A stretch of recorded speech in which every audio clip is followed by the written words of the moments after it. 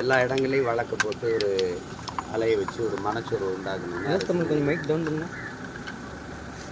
இதுக்கெல்லாம் சோர்வடைகிற ஆளான்னு முதல்ல நீங்கள் என்னை பாருங்க. இது நிறைய பார்த்து வச்சுட்டு இதுக்கெல்லாம் அச்சப்படுகிறவன் முதல்ல இந்த களத்துக்கே வரக்கூடாது. சரி, நீங்கள் எத்தனை வழக்கு வேணாலும் போடுங்க, எதிர்கொள்வோங்கிறதான். ஆனால் நாங்கள் இதையெல்லாம் ஒரே வழக்காக ஒரு இடத்துல வச்சு விசாரிக்கணும். ஒரே காரணத்துக்காக போடப்பட்ட வழக்கு தானே. இந்த ஒரே இடத்துல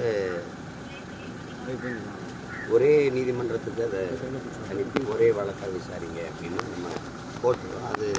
அதுக்கடையில் இந்த அலைப்பானைகள் வந்து கொண்டே இருக்குது. அதை சரி வாங்கிக்கிற வேண்டியதான். நீங்க நேர்ல ஆஜராகணும் அப்படின்னு தான் சம்மன் வருது. விசாரணைக்காக ஆஜராகணும் அப்படின்னு இப்போ நாளைக்கு ஒரு வழக்கு காலையில் போகணும் விக்கிரவாண்டிக்கு, அப்புறம் சேலத்தில் வழக்கு, இப்படி ஒவ்வொன்றா போகணும். ஒரே நேரத்தில் 2-3 வழக்குன்னா ஒரு ஆள் தானே இருக்கேன். ஏஐல 4-5 உருவாக்கி அனுப்ப முடியாதுல்ல. அதனால ஒவ்வொன்றா தான் செய்யணும். இது நாம் தமிழர் கட்சி கொடுக்கக்கூடிய நெருக்கடியா பாக்குறீங்களா இல்ல இந்த விவகாரத்தை நீங்க எப்படி பாக்குறீங்க? என்னாலதான் அவங்களுக்கு நெருக்கடி, அதனாலதான் இந்த வேலையை செய்யறாங்க. எனக்கு என்ன நெருக்கடி சொல்லுங்க, எனக்கு என்ன நெருக்கடி? ஒரே நேரத்தில் 70க்கும் மேற்பட்ட வழக்குகள் பல்வேறு இடங்களில் பதிவு செஞ்சு தனித்தனியா அழைப்பாணை கொடுத்து தனித்தனியா ஆதரவு சொல்றது. இப்ப யாருக்கு நெருக்கடி? யார் பயப்படுறா? யாரை பார்த்து யார் பயப்படுறா? என்னை பார்த்தா நீங்க பயப்படுறீங்க. எனக்கு இது ஒண்ணும் இல்லை. நீங்க எவ்வளவு நாளைக்கு இது பண்ணிட முடியும்? ரெண்டாவது, அதிகாரத்தில் இருக்கிறவங்க வந்து இந்த அதிகாரம் வந்து நிலையானதுன்னு நினைக்கிறது தான் வந்து சிரிப்பா இருக்கு.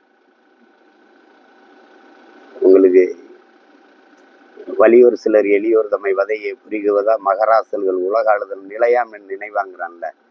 நம்ம தான் அப்படின்னு நினச்சிக்கிட்டு இருக்கிற அந்த திமிர் இல்லை, அதனால போடுற ஆட்டம் தான். அது அப்புறம் பார்த்துக்கலாம். எதா இருந்தாலும் எதிர்கொள்வேன் நான். இதுக்கெல்லாம் பயப்படுறாங்க. நேற்றிலிருந்து கைது செய்ய போறதாகவும் தகவல். அது என்ன, நான் எதிர்பார்த்தான் காத்திருக்கேன். பையில வாங்கி பெட்டியோட தான் சுத்தி என்ன தம்பி, இதெல்லாம் என்ன தம்பி? என்னை எப்படி தம்பி பெரிய தலைவனாக்கி அந்த முதலமைச்சர் நாற்காலியில உட்கார வைக்கிறது எப்படி? என் ஒருவன் உழைப்பு பத்தாது, எல்லாரும் சேர்ந்து உழைச்சுதான் என்னை தூக்கி பண்ணி உட்கார வைப்பாங்க.